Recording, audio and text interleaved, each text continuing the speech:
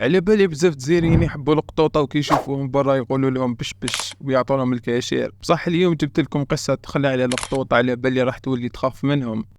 القطوطة كائنات جميلة بزاف، ما كانش اللي يكرههم في العالم هذا، ويعيشوا مع الإنسان. بصح ملي وإحنا صغار يقولوا لنا بلي الحيوانات منهم القطط، الجن يتشكل على شكل القطط. كما صارت لصاحب هذه القصة خوتي، راح نحكيها بالصوت دياله.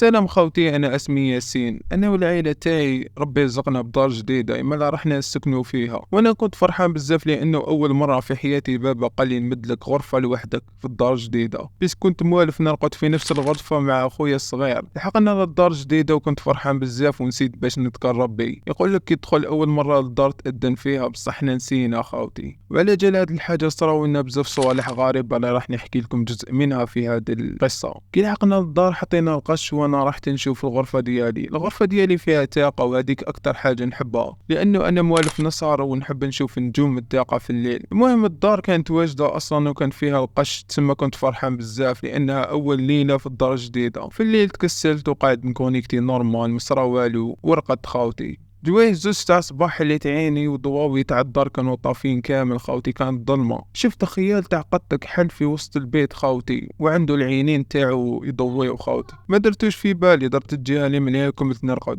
عاود نط مع الفجر وسمعت اذان الفجر وشفت نفس الخيال تاع القط مازال في بلاصته ويخزر فيا. نط من الفراش نشعل الضوء ونشوف وشنو هذا. مالي شعلت الضوء شفت قطك حل لمدة نصف دقيقة خوتي، ومن بعد راح ديسبارا. بديت نعيط، ناضوا والديا في الليل قالوا لي وش بيك. حكيت لهم واش صرا، قالوا لي بلي كنت خايل برك، روح صلي الفجر ورجعت رقد. صليت الفجر ورجعت رقد. وفي اليوم اللي موراه جواه المغرب خوتي جا واحد القطة بيض وعنده عين وحدة برك، يعني عين والاخرى مريضة ولا حاجة هكذا. بدا يخبط في التاقة باش نفتحوله، مادام انا نحب الحيوانات رحت فتحت له التاقة وعطيت له حبة فرماج. راه ما خزرش فيها اصلا، وهذه جامي صرات خوتي، قط ما ياكلش الفرماج. المهم جبت له الحليب وكيف كيف ما خزرش فيه اصلا، وكان غير يعيط خوتي، ما فهمتش اصلا اش بيه. حوزناه من الدار وكملنا تعشينا وكل واحد راح للبيت ديالو. قاعد نكونيكتي ودخلت الانترنت نحوس على هاد العفسه لانه ما دخلش في راسي كيفاش قط ما ياكلش فرماج خوتي وقعد يعيط مع المغرب. كشغل قاعد يحذرنا من حاجه ولا يقولنا على حاجه خوتي. كيما على بالكم بلي الحيوانات يشوفوا صوالح احنا ما نشوفوهاش، وبلي كي تسمعهم في الليل اللي يعيطوا اعرف بلي راهم يشوفوا هذوك الناس. المهم جازت الليله هذيك، وبعد مرور اسبوع ولا كنت طالع للدار ونشم في ريحه قويه فايحه خوتي قدام الدار. في البدايه شكيت انه وسخ ولا حاجه، بصح ما كاين حتى حاجه خوتي، يعني لا وسخ لا زيق ولا حتى حاجه.